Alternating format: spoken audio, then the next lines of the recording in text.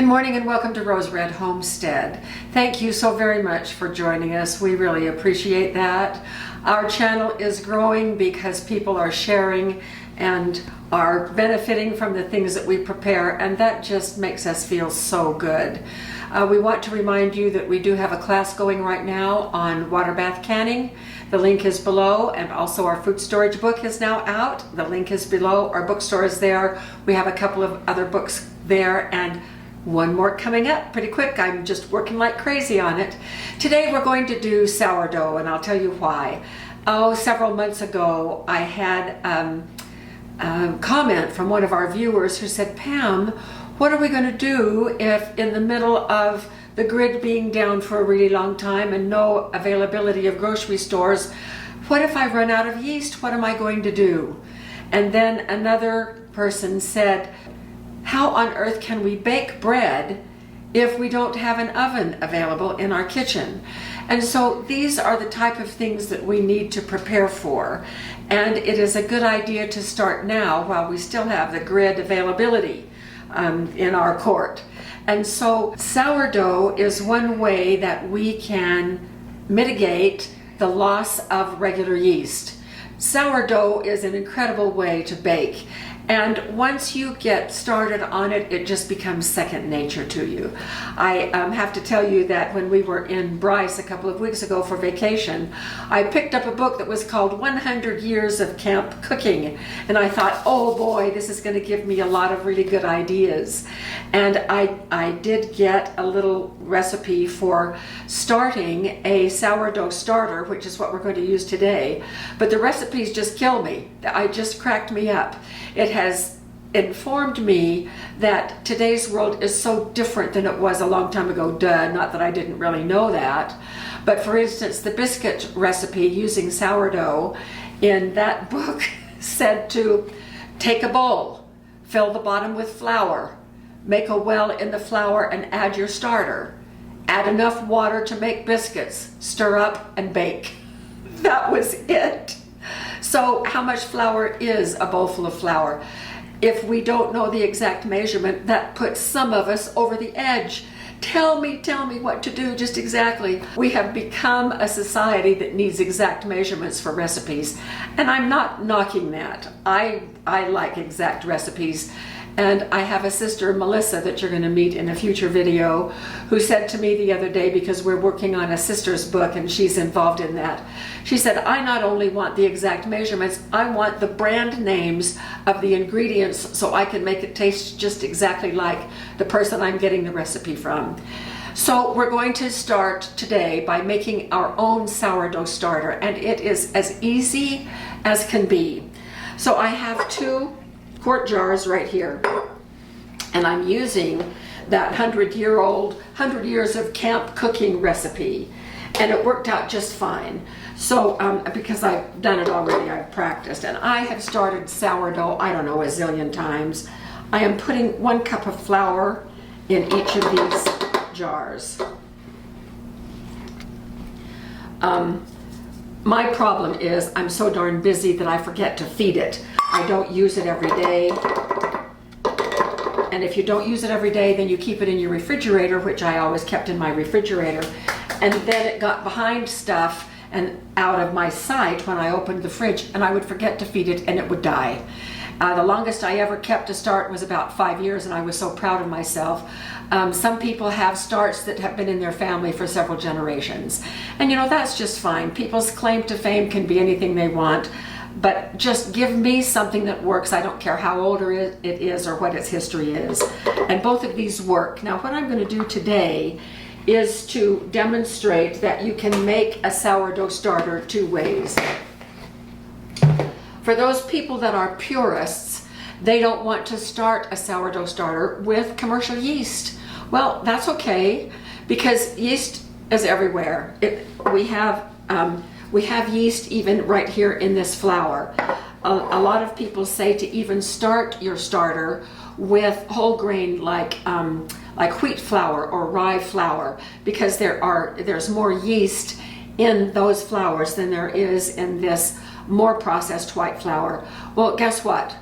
It works. This works just fine, and I'm going to show you some results. Now, the next thing I'm going to do, I'm going to separate these so that I can keep them apart. I'm going to do one that starts with yeast, which is much faster, and then I'm going to leave one that is going to be capturing natural yeast. And I'm going to use about a half of a tablespoon, about a half a tablespoon of yeast, and no yeast in this one. Now we're going to see some immediate results, and then I'm going to show you some things that I've been running for about 2 weeks where the results are pretty similar, even though one started with yeast and one just did the wild yeast that's around us. I'm going to add about a half a cup of water that is about my body temperature, so under 100. And I'm not measuring exactly because sourdough is very, very forgiving.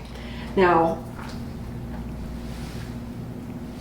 I have made 2 little labels that I'm going to put on these jars. This says yeast, and this one says no yeast, so I can keep them separate. And then I'm just going to stir these up.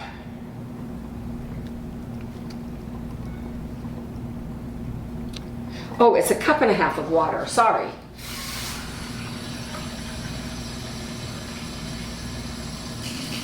So a cup and a half of water to 1 cup of flour. Yeah, that wouldn't have worked.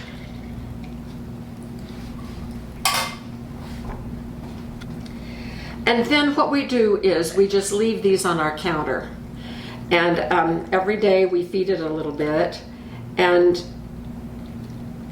when you make your own sourdough starter, there is waste, sad to say, because when you feed your start, you want to reduce that original amount so that the feed that you put in, which is simply flour and water, has to feed less. And so there are other things that you can do with what is left, what you have to discard. You can make pizza dough with it, or you can do some other things with it. I used to just throw it in the oven and bake it and then put it out there for the chickens to peck on, and they quite enjoyed that. Okay, so this is stirred up and it is quite runny. It's about like pancake dough right now. We're also going to put in a teaspoon of sugar once we get it moistened, and stir in that sugar, which will also provide food for the yeast. Yeast, no yeast. Now what we're going to do next is we're going to put a lid on each of these. I'm just going to rest the lid on the top. It's going to keep anything out, but it's going to allow the gases to escape. And then those will sit out on the countertop for about 3 days. And every day I'm going to be adding a little bit of food to it. And when that happens, I'm going to bring you back and I'll show you. Now I'm going to set these aside and bring out what I started 2 weeks ago. So this is the yeast and this is the no yeast. And the reason that there is a difference in the volume is that I've been using this one a little bit. I've made biscuits a couple of times and I've fed it several times. And I'm not going to, this is my original start, and I'm not going to keep that original start because I have now made the start that I'm going to be working with. So we'll come back in an hour and check these, and I'll show you the difference, because there should be, if they acted like these, quite a big difference in these in about an hour. So you'll see the bubbles are larger with the yeast, but this one is still very active. The bubbles are smaller, so I know that there's a lot of good healthy yeast growing in here that just came from the flour itself. And the other thing is that the smell, whew, is good and strong. So you want to develop a little bit of that sourness for the taste. And when I was growing it, I just left it like this. But when it's in the refrigerator, I snap it down, and these are going back in the fridge. I will eventually discard these or use them in pizza dough or something. So last night, what I did, in fact, it's exactly 12 hours ago, I took 100 grams of each of these and moved it over to a new container that I'm going to be cultivating those now for my official starts. 100 grams is about the size of an egg worth of dough. And with that egg worth of dough, I put it in these glass jars. And I don't have the gasket in because I want the gas inside to be able to escape. So this one is the no yeast, this one is the yeast. And now you can hardly tell the difference. Right away last night, this one rose up and was about, you can probably see it was about this high. And it took overnight for this one to get up this high. They're both now collapsing. And so if I'm wanting to use these for pancakes, I'm going to take out 100 grams, and then I'm going to use, I'm going to take out about a cup and use that for pancakes or biscuit or bread or whatever. But I don't want my starch thin like this. And so as I'm feeding, I increase the amount of flour to water, and you can just do it however you want. It's not an exact science. And so I can make it as thick or as thin. Next time I feed these, if I'm going to be doing pancakes, I can thin it down by putting in a half a cup of flour and a cup of water. If I want it for bread, I want the starch a little bit thicker, much more viscous. And so then I'll just do a half a cup of flour and a half a cup of water to feed. And then the next day it'll be about the right consistency. So you can adjust your starch however you want, and we'll be showing you that in a succession of 3 or 4 videos that we're going to be doing on sourdough. For right now, we're going to close this down, come back in an hour and take a look at these. And then I will bring you back a couple of times to show you how we feed these. And then we're going to take starch from here and do some baking. So we'll see you in about an hour. It has been an hour, and check out our jars. The yeast batter has risen almost to the top of this jar, and without yeast hasn't done anything except it's collecting a layer of yellowish liquid on the top. That's very normal. After a few days, that's going to be a little bit more alcoholic, and it's called hooch. Isn't that a kick? And so we'll bring you back tomorrow when it is feeding time, and we'll check everything out. This is day 2, and take a look at our jars. This is the yeast, and this is the no yeast, the wild yeast. I have to tell you that this is the first time ever in all the times that I have done this that this has happened. Look at that barrier of hooch right there. And then some more stuff down here. And we already have bubbles in this one. It is incredible. Usually I do not see bubbles like that until about day 4 or 5. So we've got a wonderful start here. Now, if you're going to be doing this at home, you just need to understand that this is unpredictable. It depends on how much yeast is already present in whatever flour it is you are going to use. And so today and tomorrow and maybe the next day, we're going to feed, and then we're going to have our start. So generally what happens is I'm going to feed with a half a cup of flour, and I am going to put about a half a cup of this bubbly starch in here.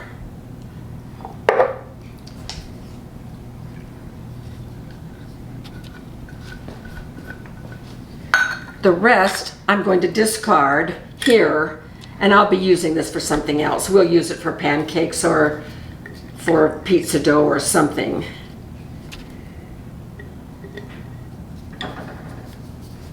I'm going to clean the jars just so that we can see it a little bit better. So I just rinsed the jar out. There's a little water in the bottom.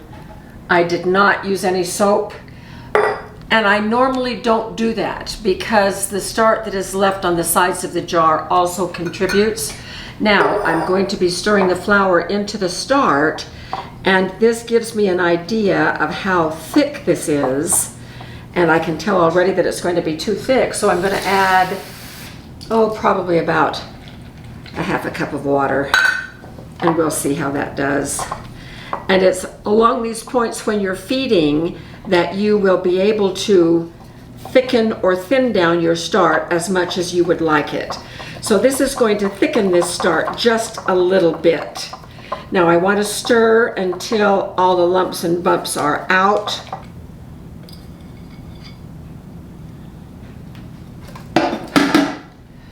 So we have a good cup going right here, half of the original, and then we fed it with a half a cup of flour and a half a cup of water. So I'm going to be putting the lid back on this one. And remember, I'm just resting this on the top so the gases can escape. And this will bubble up again all the way up to the top, and it may take until tomorrow. Now on this one, this is just so bubbly on the inside. It's just incredible that in 24 hours it has done this. And it is starting to get that smell. Now I'm going to try to get just the start without the hooch into this jar because I want to oh shoot. Okay, I'm going to discard the hooch.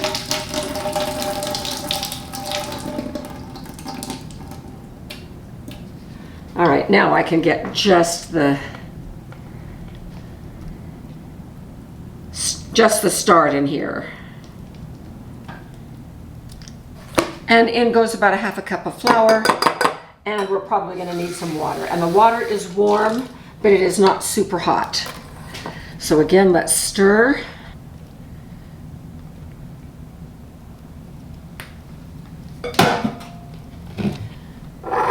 Okay, so that took all of 10 minutes to feed these guys. And again, normally I don't clean the jars like that. I just leave them. Sometimes I will not even take just a small sampling, but I will leave everything in there and then feed. It just depends on how it looks and what my end result is that I want to have happen. So we'll keep doing this. We'll come back tomorrow and I'll show you how well these are doing, and then we'll decide what the next step is for us. So see you then.